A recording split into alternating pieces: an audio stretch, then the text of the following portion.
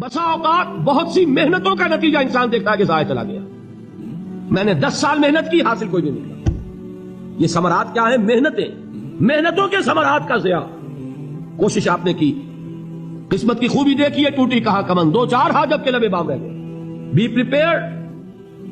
ایک شاعر کے یہ اشعار ہیں، وہ کمیونسٹ تھا، میں نام بھی نہیں لیتا، لیکن یہ کہ یہ اسی انقلابی، چونکہ ان کا بھی ایک انقلابی نظریہ ہے، انقلابی عمل میں یہ سارے مراحل آتے ہیں. کوئی سیٹ بیک آیا، فرض کیجئے کوئی ناکامی ہو گئی، تو اپنے ساتھیوں کو دل بندھانے کے لیے یہ فصل امیدوں کی ہمدم اس بار بھی غارت جائے گی، سب محنت صبح و شاموں کی اب کے بھی اکارت جائے گی. میرے نبی کے ثمرات کا جو لفظ یہاں آیا ہے، وَنَقْصٍ مِّنَ الْأَمْوَالِ وَالْأَنفُسِ وَالثَّمَرَاتِ، سب محنت صبح و شاموں کی اب کے بھی اکارت جائے گی.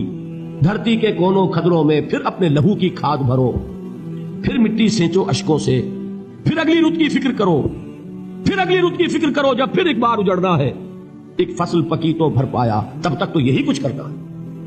ایک مقصد ہے سامنے، انقلاب برپا کرنا ہے. ایک کوشش ناکام ہو جائے کوئی پرواہ نہیں، نیکسٹ. پھر تیار رہو ناکامی کے لیے. ایسا نہ ہو جو انگریزی میں کہتے ہیں hope for the best but be prepared for the worst. ایسا نہ ہو کہ دوسری مرتبہ ناکام ہو کے بددل ہو جاؤ، تمہاری ہمتیں جواب دے جائیں. نہیں، پہلے سے تیار رہو کہ دوسری مرتبہ بھی ناکامی آئے تو آئے، لیکن جب تک کہ کامیابی حاصل نہیں ہوتی ہمیں یہ کام کیے تھے.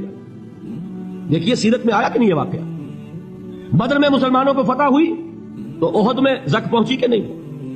70 صحابہ شہید ہوئے کہ نہیں؟ اگر ان کی ہمتیں جواب دے جاتی تو گاڑی کیسے چلتی آگے؟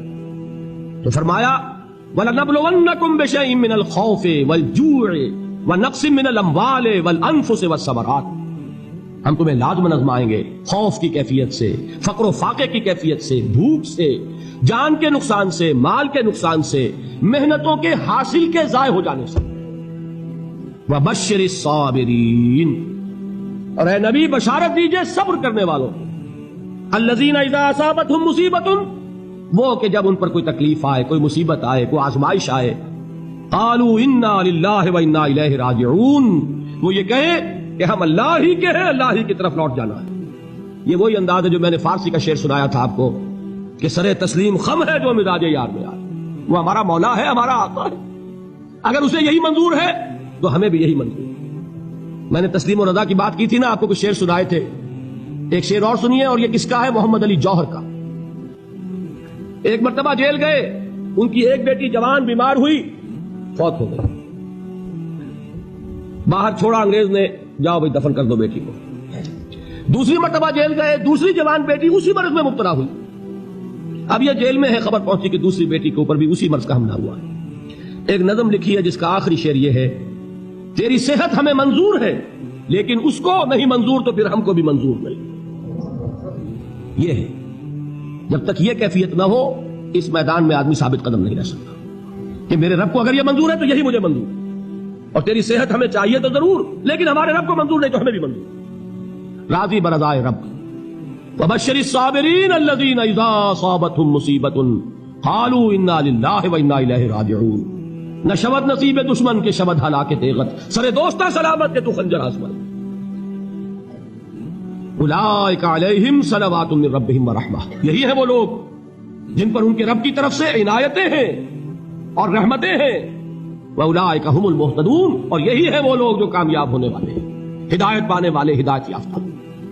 اسی سورہ بقرہ میں ذرا آگے چل کر، یہ تو ہے 20واں رکوع، 19واں رکوع، 21ویں رکوع کی پہلی آیت ہے، لَيْسَ الْبِرَّ أَن تُوَلُّوا وُجُوهَكُمْ قِبَلَ الْمَشْرِقِ وَالْمَغْرِبِ وَلَٰكِنَّ الْبِرَّ مَنْ آمَنَ بِاللَّهِ وَالْيَوْمِ الْآخِرِ وَالْمَلَائِكَةِ وَالْكِتَابِ وَالنَّبِيِّينَ وَآتَى الْمَالَ عَلَىٰ حُبِّهِ ذَوِي الْقُرْبَىٰ وَالْيَتَامَىٰ وَالْمَسَاكِينَ وَابْنَ السَّبِيلِ وَالسَّائِلِينَ وَفِي الرِّقَابِ وَأَقَامَ الصَّلَاةَ وَآتَى الزَّكَاةَ وَالْمُوفُونَ بِعَهْدِهِمْ إِذَا عَاهَدُوا وَالصَّابِرِينَ فِي الْبَأْسَاءِ وَالضَّرَّاءِ وَحِينَ الْبَأْسِ. اب یہ آیت جو ہے سورۃ العصر میں جو مضامین آئے تھے سارے اس میں موجود ہیں. وہاں ایمان کا لفظ آیا، یہاں 5 ایمانیات کی تفصیل آ گئی، اعمال کی تفصیل آئی، اور آخری بات وہاں کیا ہے؟ وَتَوَاصَوْا بِالصَّبْرِ، اور یہاں کیا ہے؟ وَالصَّابِرِينَ فِي الْبَأْسَاءِ وَالضَّرَّاءِ وَحِينَ الْبَأْسِ. اور صبر کرنے والے، اصل نیکی ان کی ہے جو صبر کریں. کس میں؟ جنگ کے وقت. ذرائے، بأسائے، بأسا کہتے ہیں فقر اور فاقہ. واحد آئے گا باس تو اس کے معنی جنگ، اور باسا جمع میں آئے گا تو فاقہ فقر بھوک، اور ذرائع جسمانی تکلیف ضرر، جسمانی تکلیفوں میں صبر کرنے والے، فقر اور فاقے میں صبر کرنے والے، اور جنگ کے وقت صبر کرنے والے، اولئک الذین صدقوا واولئک هم المتقون، یہ ہیں وہ لوگ جو صبر کرنے والے ہیں، یہ ہیں جو سچے ہیں، جو اپنے دعوے میں نیکی کے اور ایمان کے صادق ہیں، اور یہی وہ لوگ ہیں جو متقی ہیں۔ اگلی سورت ہے سورہ آل عمران، اس میں 2 لفظ آئے ہیں، آخری آیت، یا ایھا الذین آمنوا اصبروا وصابروا ورابطوا واتقوا اللہ لعلکم تفلحون۔ دیکھیے یہاں صبر اور صابر جو تعلق جہد اور جہاد کا ہے وہی ہے صبر اور مصابرت۔ صبر ایک طرفہ عمل ہے، آپ جھیل رہے ہیں، برداشت کر رہے ہیں، صبر علی المعصیہ، صبر علی الطاعہ، صبر علی الابتلاء، یہ سب کیا ہے؟ صبر۔ اور مصابرت کیا ہے؟ صبر کا صبر سے مقابلہ۔ یہ سورہ آل عمران، اب وقت نہیں ہے میں آپ کو سناتا اللہ تعالیٰ نے کیسے کیسے مسلمانوں سے کہا، مسلمانوں تمہیں زخ پہنچی ہے تو انہیں بھی تو پہنچی تھی، ان کے 70 نہیں مارے گئے تھے بدر میں، ان کے حوصلے جو ہیں وہ تو پست نہیں ہوئے، وہ اگلے سال آ گئے تم پر چڑھائی کر کے، تم کیوں اتنا برا مان رہے ہو؟ تمہارے دل اتنے زخمی کیوں ہو گئے؟ تمہیں تکلیف پہنچتی ہے تو انہیں بھی پہنچتی ہے۔ اپنی غیرت جو ہے ہمیں ذرا اس کا جائزہ لینا چاہیے۔ لوگ باطل نظریات کے لیے کتنی قربانیاں دے رہے ہیں، لوگ باطل چیزوں کے فروغ کے لیے کتنی محنتیں کر رہے ہیں، جیسا کہ میں نے ابھی کہا تھا، اسی غیرت کو چیلنج کرنے کے لیے، ذرا آپ کی حمیت دینی کو جوش دلانے کے لیے۔ قادیانی نوجوان کتنی تعداد میں اپنے آپ کو دین کے لیے وقف کرتا ہے، اور آپ کتنے نوجوان ہیں جو اپنے آپ کو دین کے لیے وقف کرتے ہیں، اور ہوں وہ کھاتے پیتے گھرانوں کے لوگ۔ یہ نہیں ہے کہ اگر کوئی اور کام نہیں کر سکتا تو پھر یہ ہے کہ وہ دین کے کام میں لگ جائے۔ باصلاحیت لوگ، کھاتے پیتے لوگ، ذہنی استعداد رکھنے والے لوگ، اونچے گھرانوں کے لوگ وہ وقف کریں اپنے آپ کو دین کے لیے، اس کے بغیر کیسے باہر آ جائے گی، کیسے رونق آ جائے گی؟ تو دنیا میں باطل نظریات والے جو ہیں، یہ بات کہی گئی ہے، مسلمانوں تم اگر توحید کے لیے لڑ رہے ہو، دیکھتے نہیں ابو جہل کو، اس نے گردن کٹوائی ہے شرک کے لیے، شرک کے لیے گردن کٹوائے، اور تم توحید کے لیے گردن کٹوانے کو تیار نہ ہو۔ اس نے گردن کٹوائی کہ نہیں کٹوائی؟ اور کس طرح کٹوائی ہے؟ جو کہ بڑا متکبر قسم کا، فرعون قسم کا شخص تھا، جب گردن کاٹنے لگے تو کہتا ہے ذرا نیچے سے کاٹنا، تاکہ جب تم نیزے کے اوپر چڑھاؤ میرے سر کو تو اونچا نظر آئے، معلوم ہو سردار کا سر۔ وہ بدبخت مرتے ہوئے بھی جو اس کی کیفیت تھی نا، اس کو ذہن میں رکھیے۔